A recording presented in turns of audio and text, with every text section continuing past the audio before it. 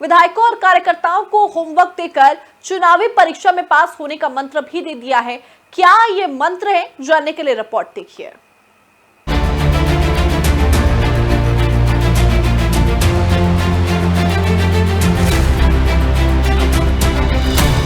आम आदमी पार्टी दिल्ली विधानसभा चुनाव को लेकर अभी से जमीन पर काम करने लगी है। 2025 की शुरुआत में दिल्ली में विधानसभा चुनाव होने वाले हैं। उससे पहले वोटरों को लुभाने के लिए आम आदमी पार्टी अपने पिटारे से नई नई योजनाओं के साथ साथ अपने विधायकों और कार्यकर्ताओं को नए नए मंत्र दे रही है, जिससे आने वाले चुनाव में उनके मंत्रों से चुनावी दंगल में आपका मंगल हो सके। आम आदमी पार्टी का आज 13वां स्थापना दिवस है। पार्टी संयोजक और पूर्व मुख्यमंत्री अरविंद केजरीवाल ने मंगलवार को कार्यक्रम को संबोधित किया और कहा कि आपको बने हुए 12 साल हो गए हैं। आज 13वां जन्मदिन है। ये संयोग नहीं कि संविधान दिवस के दिन ही एक नई पार्टी पैदा हुई। भगवान ने इसी दिन आपको पैदा किया, यानी भगवान को लग रहा होगा संविधान खतरे में है और ये पार्टी इसे बचाएगी। आप संयोजक अरविंद केजरीवाल ने इस दौरान एनडीए सरकार पर जमकर प्रहार किया। कहा कि हमारी सरकार को काफी परेशान किया गया। हर 6 महीने में ये एक बार आम आदमी पार्टी की श्रद्धांजलि तो कर ही देते हैं। ऑबिचुरी कहते हैं अंग्रेजी में कि भाई हाँ, अब तो खत्म होने वाली है आम आदमी पार्टी, बस आखिरी दिन आ गए, वेंटिलेटर पे आम आदमी पार्टी, अब बस जाने वाली है आम आदमी पार्टी। मेरे को याद है सबसे पहली ऑबिचुरी लिखी गई थी 14 मई 2014 को। उस दौरान मेरे को याद नहीं आ रहा, लेकिन शायद मैंने किसी इंटरव्यू वगैरह में कह दिया था कि मैं अमित शाह जी के साथ वाद विवाद करने के लिए, डिबेट करने के लिए तैयार हूं। 14 मई 2014 को अमित शाह जी ने एक टीवी चैनल के डिबेट में कहा था कि 16 मई 2014 के बाद अगर केजरीवाल राजनीति में रहा तो मैं पक्का उनसे डिबेट करूंगा। मैं हूं राजनीति में, आज भी हूं। अरविंद केजरीवाल ने अपने संबोधन में अपनी सरकार की खूबियों को जमकर गिनाया। केजरीवाल ने कहा, जब से हमारी सरकार दिल्ली में आई है तब से दिल्ली वालों को काफी फायदा हुआ है। जो एमसीडी के कर्मचारी अपनी मांगों को लेकर दर दर भटकते थे, हड़ताल करते थे, अब उन सारी समस्याओं का समाधान कर दिया गया। अरविंद केजरीवाल ने विधायकों को सफाई कर्मियों के साथ संवाद और समय बिताने के भी निर्देश दिए हैं। एमसीडी में हमारी सरकार बने अभी 2 ही साल हुए हैं।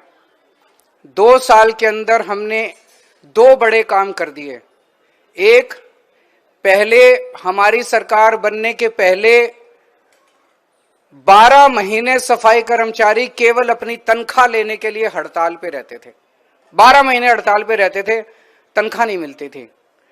जब से हमारी सरकार बनी है, एक दिन भी कोई सफाई कर्मचारी को हड़ताल पे जाने की जरूरत नहीं पड़ी। हर महीने के पहले हफ्ते में सबकी तनख्वाह उनके अकाउंट में चली जाती है और दिवाली के टाइम तो दिवाली से पहले अगले महीने की तनख्वाह और बोनस उनके अकाउंट में चला गया था। दूसरा, 8,500 से ज्यादा सफाई कर्मचारियों को हमने पक्का कर दिया। सफाई कर्मचारी हमारे समाज के एक तरह से गरीब तबके से आते हैं।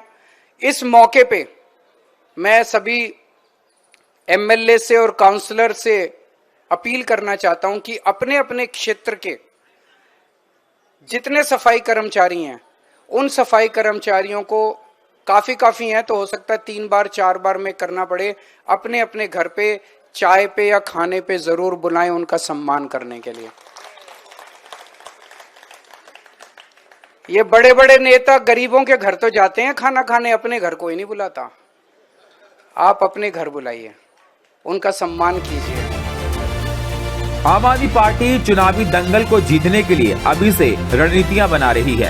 अरविंद केजरीवाल ने कहा कि हमारी सरकार दिल्ली के स्कूलों को लेकर काफी सजग है, जिसका मॉडल और राज्यों की सरकारों ने अपनाया है।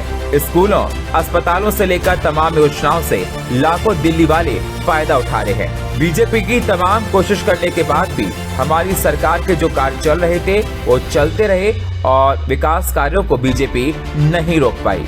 दिल्ली में चुनाव जल्द होने वाले हैं। जनता को भी चिंता सता रही है कि अगर हमने आपको नहीं चुना तो बीजेपी वाले इन सभी योजनाओं को बंद ना कर दें। मेरे को चिंता इस बात की, अगर मैं हार गया तो दिल्ली के सरकारी स्कूलों में पढ़ने वाले 18 लाख बच्चों का क्या होगा।